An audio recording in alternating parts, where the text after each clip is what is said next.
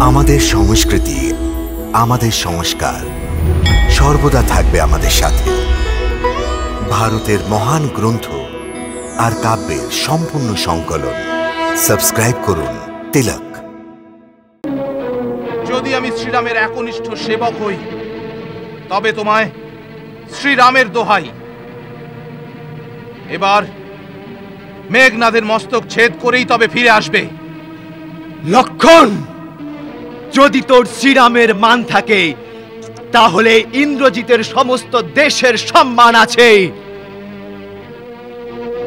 ইন্দ্রজিতের জীবিত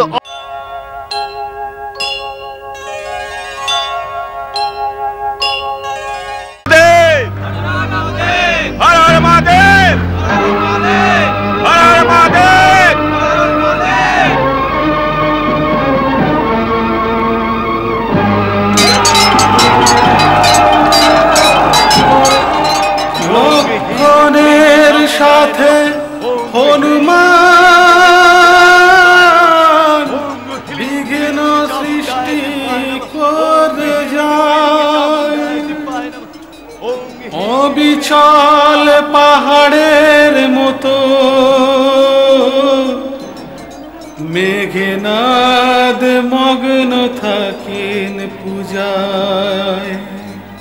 ইন্দ্রজিৎ মগ্ন থাকেন পূজায়। ইন্দ্রজিৎ মগ্ন থাকেন পূজায়।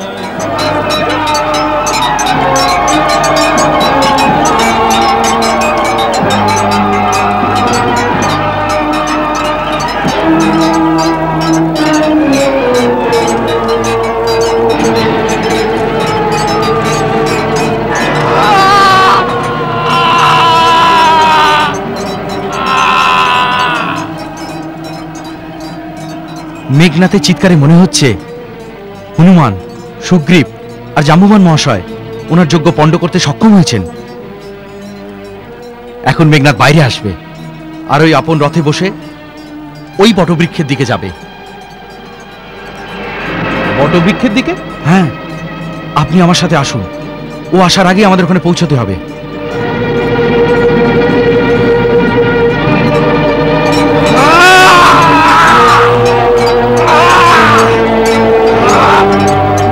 ভাই লক্ষণ, মেঘনাথ যুদ্ধে যাওয়ার আগে অবশ্যই এখানে একবার আসবে। কেন? ও এখানে এসে ভূতেদের বলি দেয়, তারপরই যুদ্ধের জন্য তৈরি হয়। এই তান্ত্রিক কর্মের প্রভাবেই ও যুদ্ধক্ষেত্রে আপন শত্রুর উপর বিজয়ী হয়, তাকে বন্দী করে ফেলে। আজকে ওই কর্মে সিদ্ধ হতে দেবেন না। ও আসতেই ওকে যুদ্ধে আহ্বান করুন। আপনি আপনার তেজস্বী বাণের দ্বারা ওই মহাবলী রাক্ষসের সংহার করুন। ও আসছে হয়তো।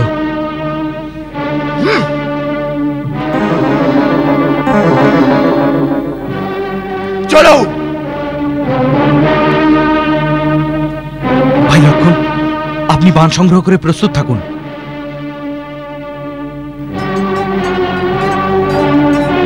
দাঁড়াও!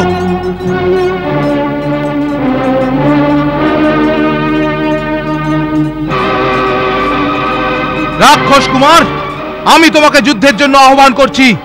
আপন অস্ত্র নিয়ে তুমি সাবধান হয়ে যাও। অবশ্যই লক্ষণ, তুমি দুদিন ধরে আমার হাত থেকে মরতে মরতে বেঁচে গেছো, কিন্তু আজ তুমি এখান থেকে জীবিত ফিরে যেতে পারবে না।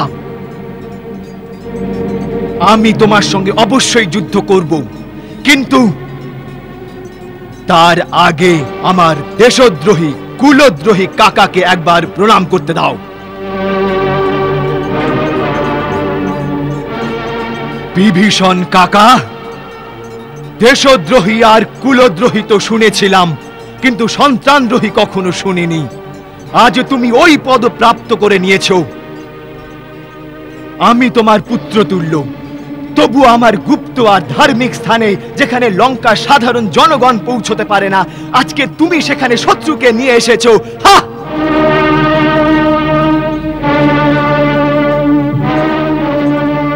আমার সঙ্গে এরকম শত্রুতা করে আজকে তুমি সন্তানদ্রোহী নামেও ভূষিত হয়ে গেছো।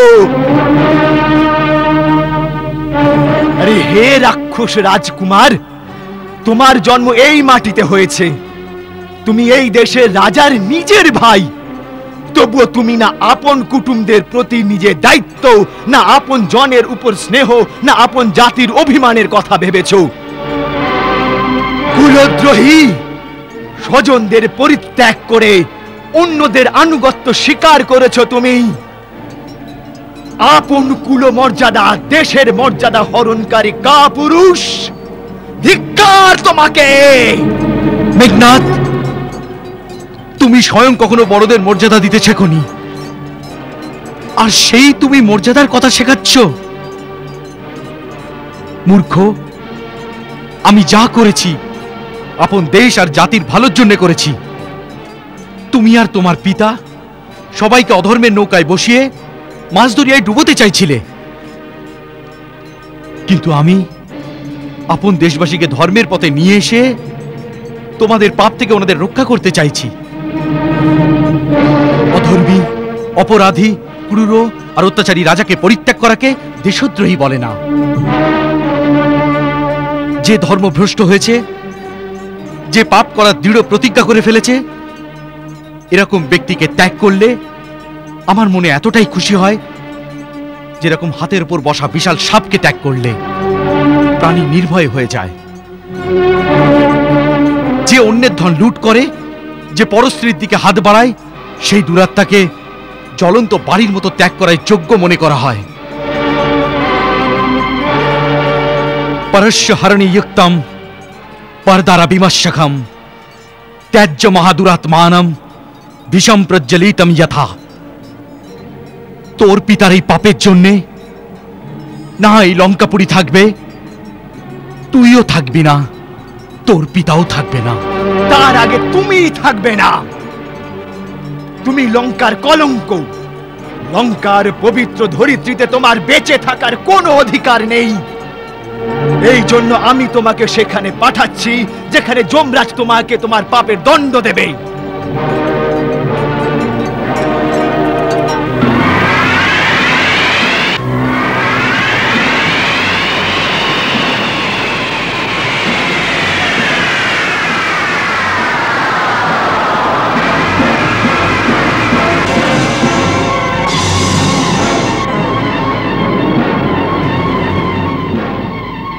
লক্ষণ, তোমার ছায়া এ কতক্ষণ আর জীবিত থাকবে, আর তুমিও কতক্ষণ জীবিত থাকবে।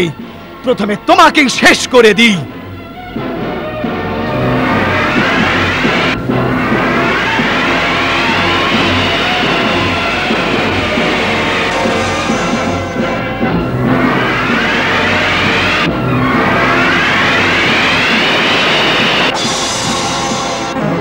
মহাসংগ্রাম, মহাসংগ্রাম, মহাসংগ্রাম, মহাসংগ্রাম।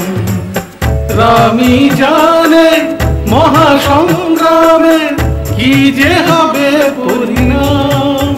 মহাসংগ্রাম, মহাসংগ্রাম, মহাসংগ্রাম, মহাসংগ্রাম।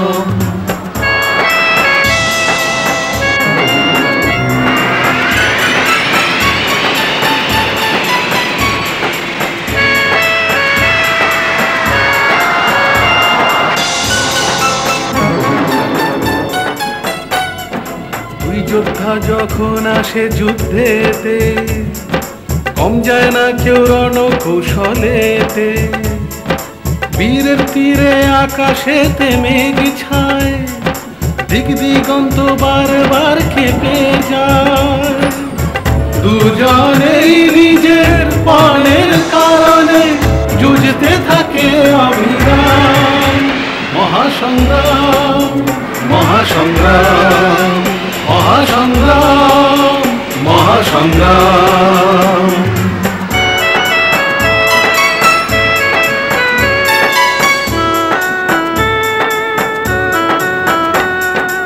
আঘাত পেয়েও যেই যোদ্ধা সয়ে যায়, মৃত্যুর কাছে কেউ জীবন ফিরে পায়।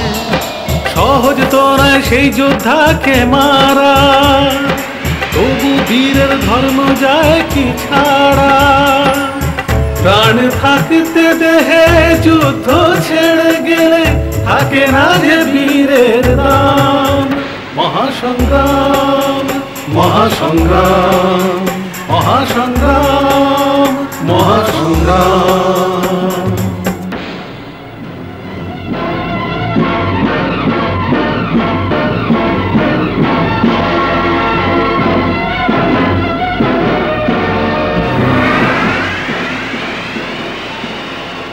মহাগর্বে মেঘনাদ লক্ষণের দিকে ব্রহ্মাস্ত্র চালায়।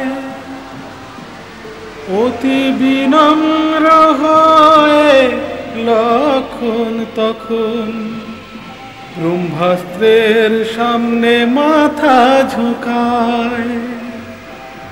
লক্ষণের কাছে গিয়ে ফিরে আসে অস্ত্র, কোনো প্রভাবী হয় না তার। একই রহস্য, এ কেমন মায়া, ইন্দ্রজিৎ কিছু বোঝে না তার।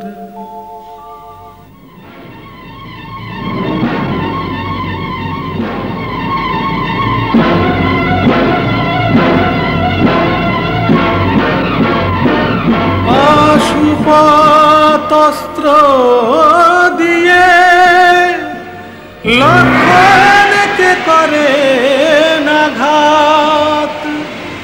পাশুপাতস্ত্রে থাকেন পশুপতি প্রভু সাক্ষাৎ।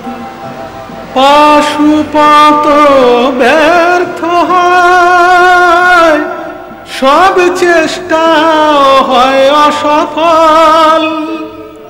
মহাদেব আজ বিমুখ হলেন, যার পরে ভক্তি অবিচল।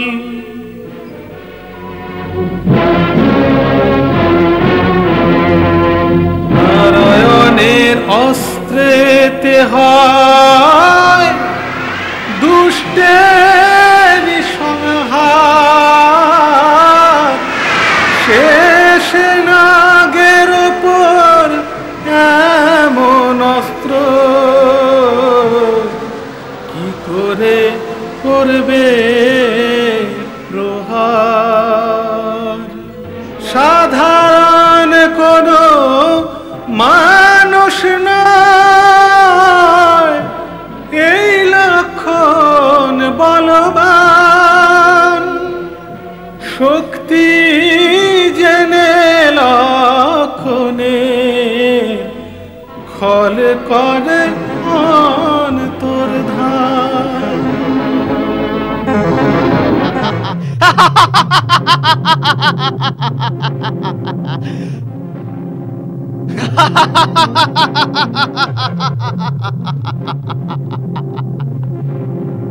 লক্ষণ, আজকের যুদ্ধ তোর আর আমার শেষ যুদ্ধ হবে।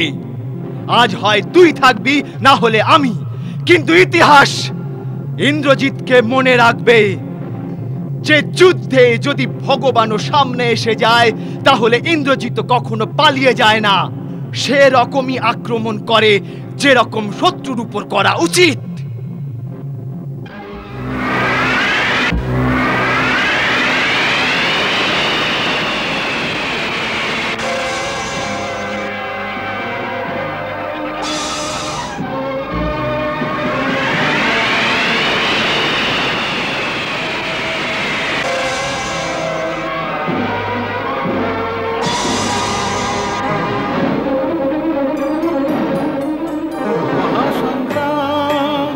মহাসংগ্রাম মহাসংগ্রাম মহাসংগ্রাম। রামী জানে এই সংগ্রামে কি যে হবে পরিণাম।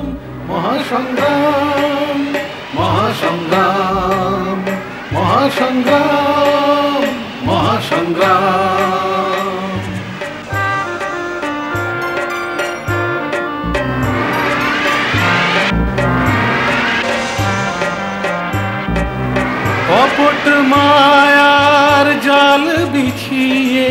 কখনো প্রকাশে কখনো যায় লুকিয়ে, কখনো প্রকাশে কখনো যায় লুকিয়ে। যে যে তীর লক্ষণকে মারে, যেন তাতে আগুনের ছোঁয়ারে। লক্ষণের শক্তি ও সুর সব জানে, নিজের অন্ত মনে মনেই মানে। তবু এ যে লক্ষণের ক্রোধের ভাজন, দৃঢ় নিশ্চয় আজ করেছেন লক্ষণ। এই মায়াবীকে দণ্ড না দিই যদি, লক্ষণ নয় আমার নাম। মহাসংগ্রাম, মহাসংগ্রাম, মহাসংগ্রাম, মহাসংগ্রাম।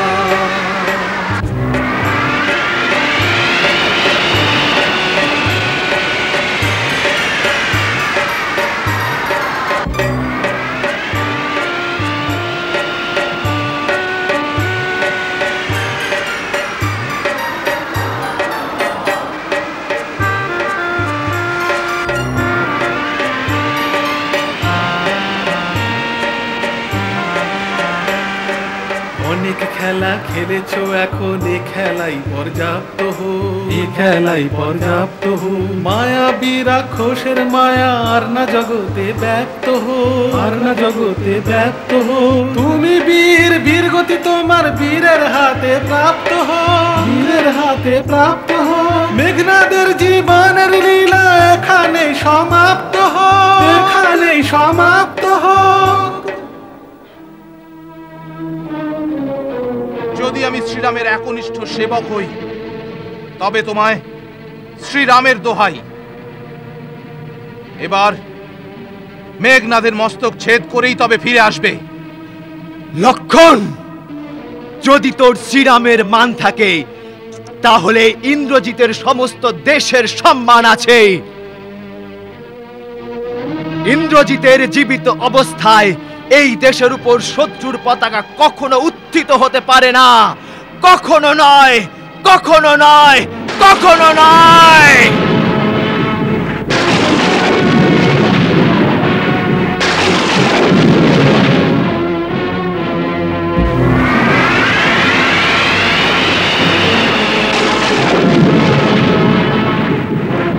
কখনো নয়, কখনো নয়, কখনো নয়।